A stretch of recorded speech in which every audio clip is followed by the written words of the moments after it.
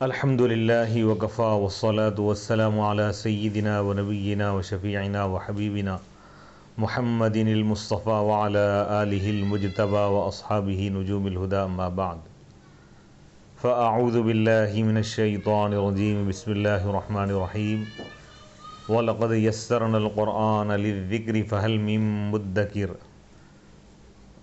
صدق اللہ العظیم۔ ناظرین کرام، باب العلم انواریہ ایجوکیشنل سوسائٹی و جامعہ انواریہ کے زیر اہتمام تفسیر نصفی کا سلسلہ وار درس جاری ہے۔ آج کی اس نشست کا آغاز سورہ قاف کی آیت نمبر 37 سے ہو رہا ہے۔ اعوذ باللہ من الشیطان الرجیم، بسم اللہ الرحمن الرحیم، ان فی ذلک لذکری لمن کان له قلب او القی السمع وهو شہید۔ یقیناً اس میں نصیحت ہے اس شخص کے لیے جس کا دل ہو، او القی السمع، یا وہ سماعت کو ڈال دے، یعنی غور سے سنے۔ اس شخص کے لیے جس کا دل زندہ ہو، یا اس شخص کے لیے نصیحت ہے جو غور سے سننے والا ہو، وہ شہید جبکہ وہ حاضر ہو۔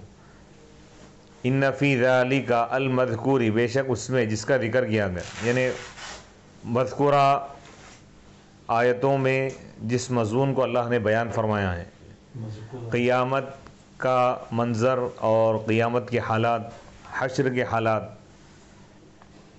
اور کافروں کا جو انجام ہے، گنہگاروں کا اور نافرمانوں کا، منکرین کا اور کافرین کا جو بدترین انجام ہے، جس کو اللہ نے قرآن پاک کی گزشتہ آیتوں میں سورہ قاف کی 37 آیت نمبر 37 سے پہلے جو آیتیں ہیں، ان آیتوں میں اللہ تعالیٰ بیان فرمایا۔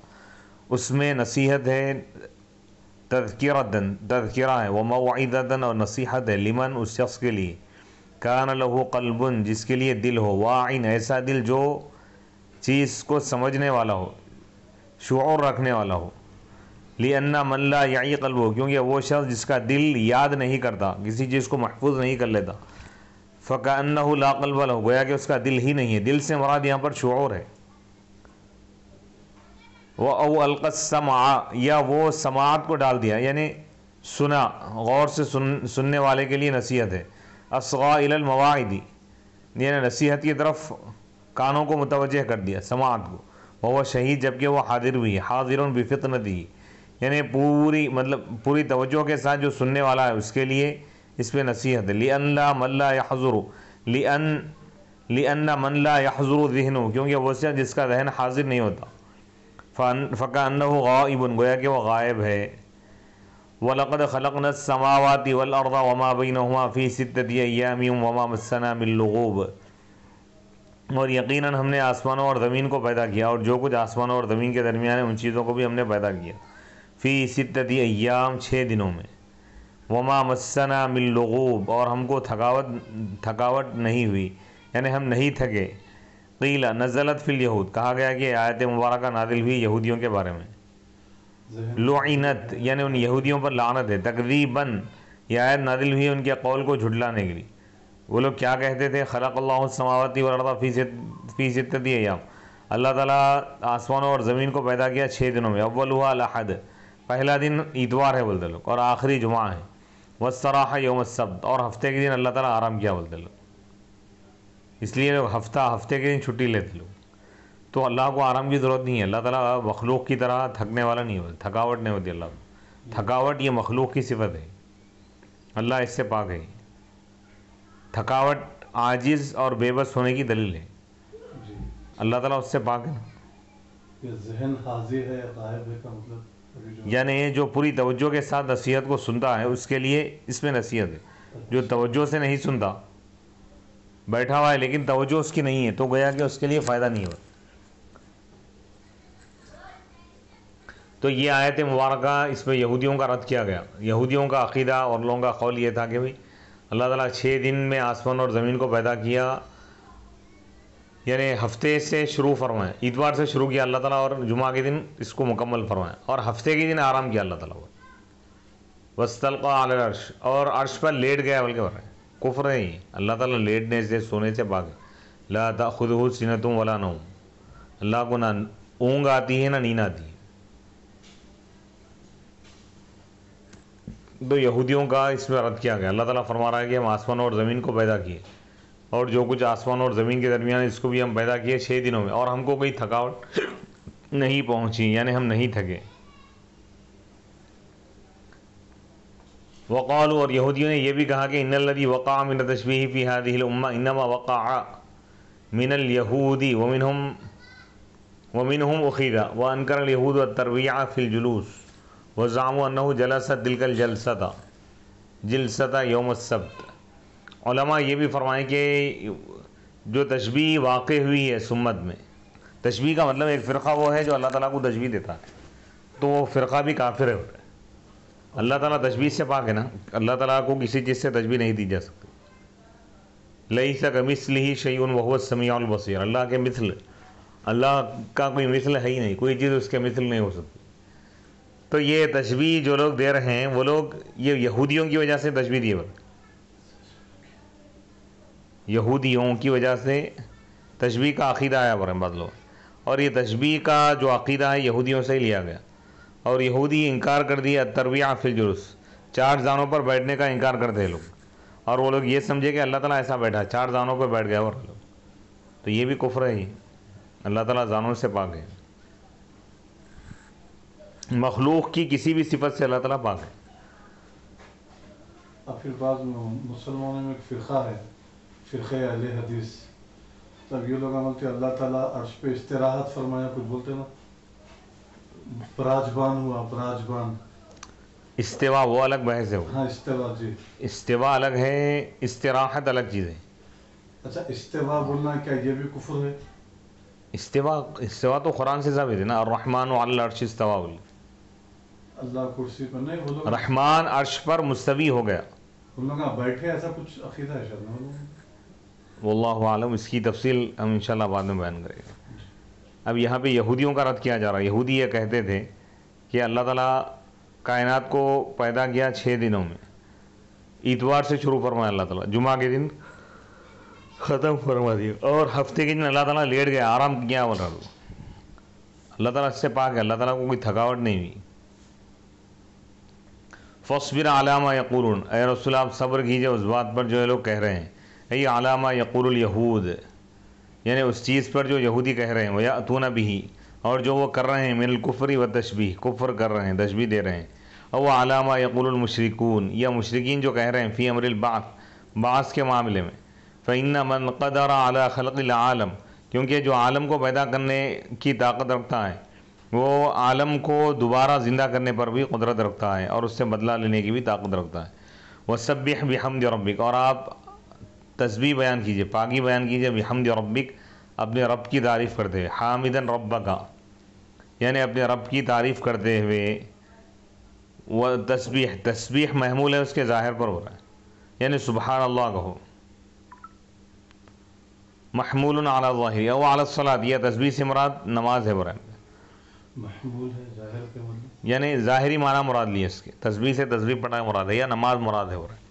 فالصلاۃ، بس نماز کب پڑھنا ہے؟ قبل طلوع الشمس، سورج کے طلوع ہونے سے پہلے، یعنی فجر.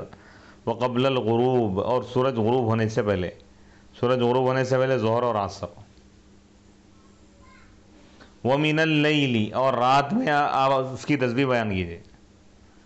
رات میں 2 نمازیں آ گئی، العشاءان، مغرب اور عشاء، ابھی تہجد یا تہجد. و ادبار السجود، اور سجدوں کے بعد. التسبیح فی آثار الصلوات، یعنی نمازوں کے بعد تسبیح بیان کیجیے. والسجود والرکوع، رکوع اور سجود، ان دونوں کے ذریعے تعبیر کی جاتی ہے نماز، یعنی رکوع اور سجود بول کے نماز مراد لیتے. وقیل، اور کہا گیا نوافل، وہ نوافل جو فرض نمازوں کے بعد ہیں، یا وطر عشاء کے بعد، عشاء کے بعد جو وطر ہے اس میں. ادبار دبر کی جمع ہے، ادبار حجازی پڑھے، حمزہ اور علی اور خلف. یہ ادبرت الصلاۃ سے، اذا انقضت، جب وہ ختم ہو جائے، مکمل ہو جائے. اس کے معنی ہے کہ وقت انقضاء السجود، یعنی سجدہ ختم ہونے کے بعد، یعنی نماز مکمل ہونے کے بعد اللہ کی تسبیح بیان کرو. واستمع، اور آپ غور سے سنیے. یوم ینادی المنادی، اس دن جس دن ندا دینے والا ندا دے گا.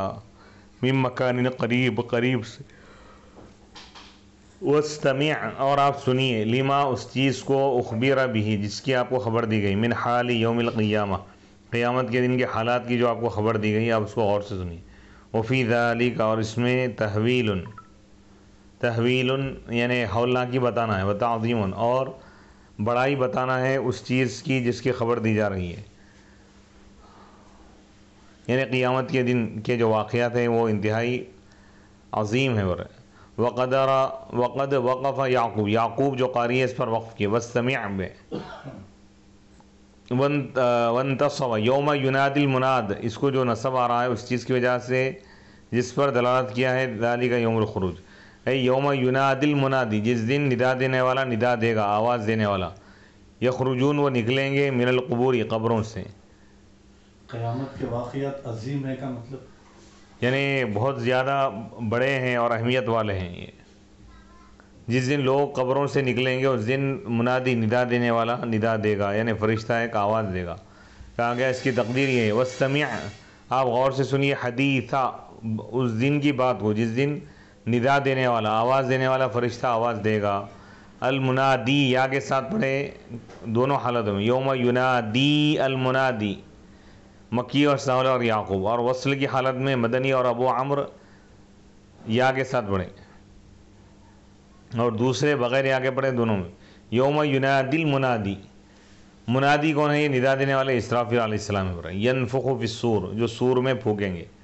وہ ینادی اور وہ ندا دیں گے، ایتھا العظام کیا آواز دیں گے؟ اسرافیل علیہ السلام بتا رہے ہیں، ایتھا العظام البالیہ اے بوسیدہ ہڈیوں، والاوصال المتقطعہ اے ٹکڑے ٹکڑے ہونے والے جوڑوں، واللحوم المتمزقہ وہ گوشت جو ٹکڑے ٹکڑے ہو چکا ہے، قیمہ بن چکا ہے. والشعور اور وہ بال جو بکھر گئے ہیں. ان اللہ یأمرکن بے شک اللہ تعالیٰ تم کو حکم دے رہا ہے کہ تم جمع ہو جاؤ، اکٹھے ہو جاؤ، لفصل القضاء فیصلے کے لیے. وقیل اور کہا گیا اسرافیل ینفخ، اسرافیل علیہ السلام سور پھونکیں گے.